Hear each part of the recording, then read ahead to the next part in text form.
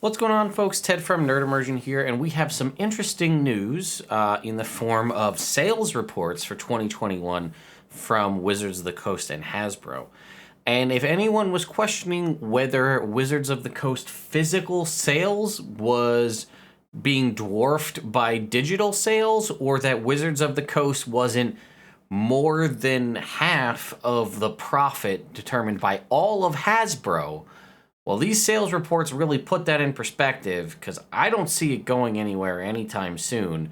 And it seems like, regardless of whatever crazy stuff they're cooking up, it seems like physical is the way to go. But you be the judge, and I'll read off the numbers. Before I do that, though, I did want to say we hit 91.2K. We're eking ever closer to that 100K. So if you haven't subscribed to the channel, please consider doing so. So I'll put a link to this in the video description below. But the title of this is WotC sold over $950 million in tabletop games in 2021. Now, Wizards of the Coast does have, I think, a couple of things that technically count as tabletop games, right? They have a hand like the Great Dalmudi, whatever. I think that's technically a tabletop game.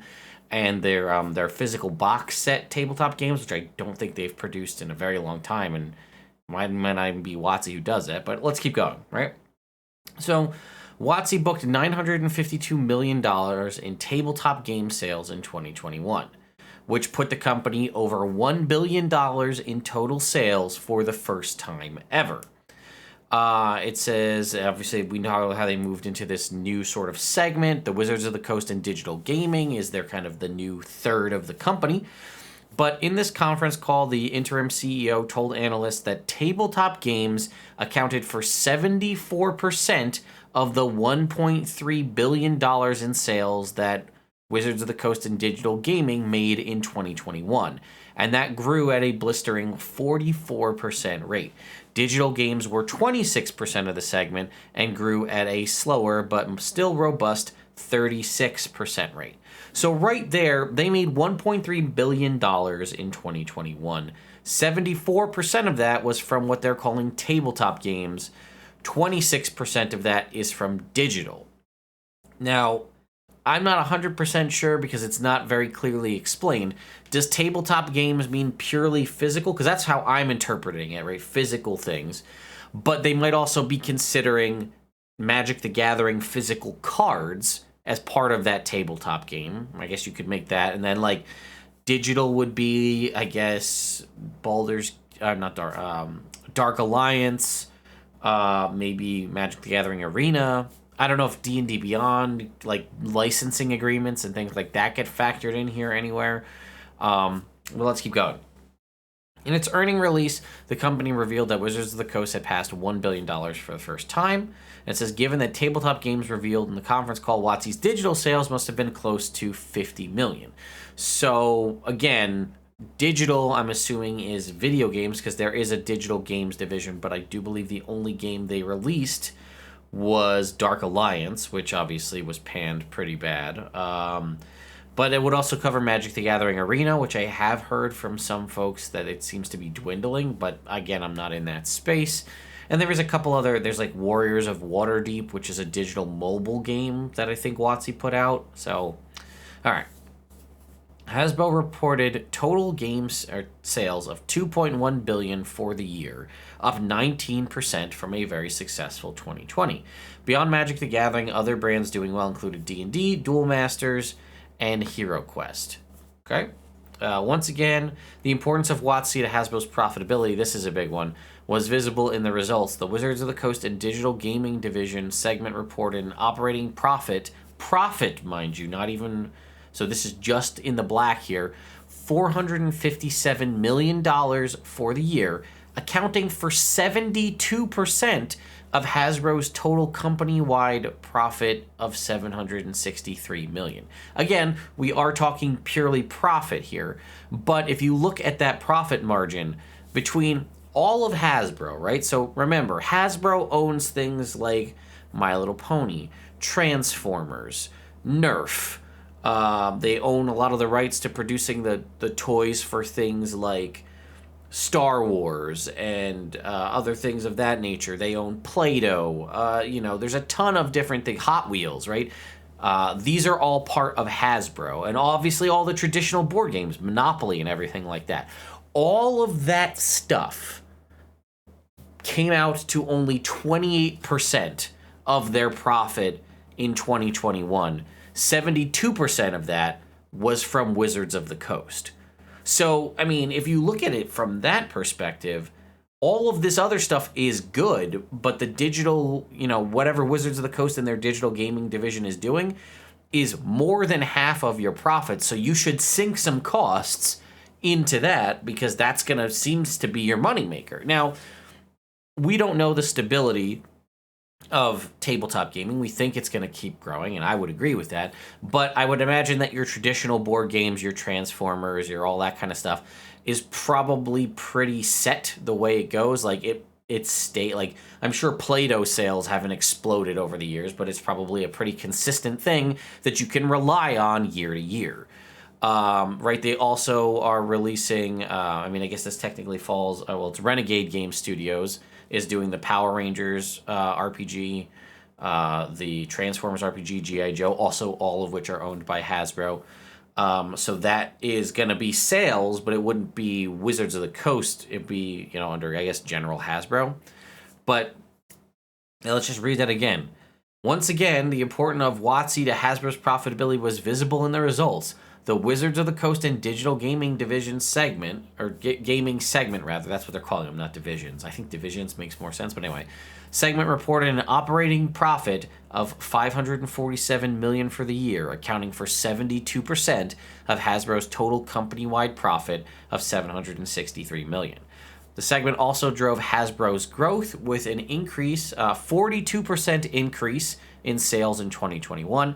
Hasbro reported $6.4 billion in total revenues for the year, up 17% from 2020. Net earnings were $428.7 million, up 93% hold on. So again, we talked profit, but they earned, their total revenue was $6.4 billion, which is up 17% from 2020. And their net earnings are up $428.7 million, up 93% from the $222.5 million in 2020. Wizards of the Coast and Digital Gaming grew at a more prosaic, I guess is how you say it, 18% in quarter four, with total gaming across the company down 1%. And it's talking about stuff that's coming ahead, right? There's the Magic the Gathering animated series coming to Netflix in the second half of 2022, and the D&D live-action movie set to come out in 2023. And we found this quote from Hasbro CEO and current WotC CEO, Chris Cox.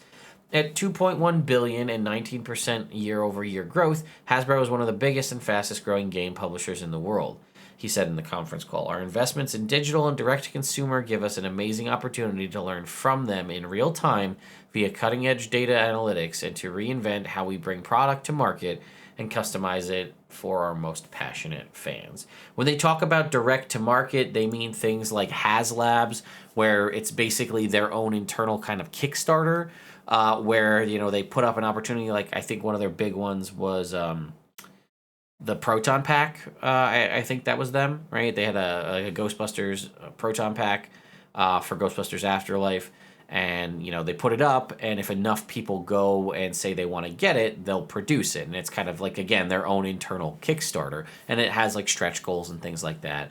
They also did the sort of direct to market, basically people bought Hero Quest and they sent it out to people, rather than like putting it up on Kickstarter and having people have to go through all the Kickstarter, pay Kickstarter fees, or go to like put it in stores and hope people buy it. It was shipped direct to consumer.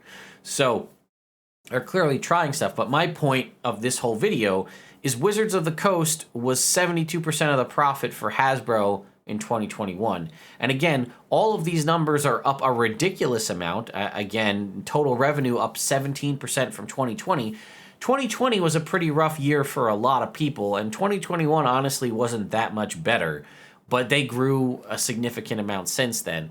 So if you look at that on a purely numbers game as a business, you say, well, these guys are stable over here, our traditional stuff, but WotC over here, Magic the Gathering, as we know, just prints money, right? Because that's just how card games work, especially if they're successful. But if they're going to pull 73% of our profit or 72% of our profit, we should focus on that. I mean, that's probably, again, why we're seeing the animated series for Magic, the movie. I heard there's going to be a D&D TV series as well. I don't know if it's going to be live action or animated, but given the way Critical Role has had success with animation, I would say probably just go for animated stuff. You can do so much more with animated content than you can do with live action. Yes, a lot of us would love to see a well-done live action series, but things can just be, comic books, right? A Dungeons and Dragons comic book. There was a comic book series, and there might still be, but years and years ago, back in, I think, 4th edition times, there was a comic book series, and it was really cool. It had, in the back of it, it had, like, that you had your comic book story, but they had, like, the adventures of the comic, like, the maps and, like, the encounters were in the back of the comic book. And, like, they had the character stat blocks for all the characters. Now, mind you, this was 4th edition, and it's obviously very different from everything that came before and everything that's come after. So it's hard to translate those necessarily to 5th edition, 3rd edition, 1st edition, whatever you want to do. But the maps and the encounters can still work. And let me know, I actually have both of I think they did an 8-issue run of this one comic, and they actually did a hardbacked compendium version of both of those. And I actually have those in my collection. And if you guys would like to see me do a review on those at some point in the future, we could talk about that. But that could be something really good. I mean, they did the graphic novels and the sort of comic retellings of the beginning of the Drizzt series, and there's been a handful of different things there, but I do think a comic book series with adventure tie-ins could be very well done. I don't know. This is kind of spinning out of control, though, so I'll bring this video to an end. What do you think about these sales numbers from Wizards of the Coast? What do you think it means for the future? It seems like, in theory, it's a good thing, but maybe if bigwig Hasbro sees how much things are going on paper, and the more it continues to grow, they may want to put their fingers more in Wizards of the Coast and figure out what they're going to do and start messing with stuff and corporatizing things. I don't know, but let me know your thoughts in the comments down below. I will see you all next time.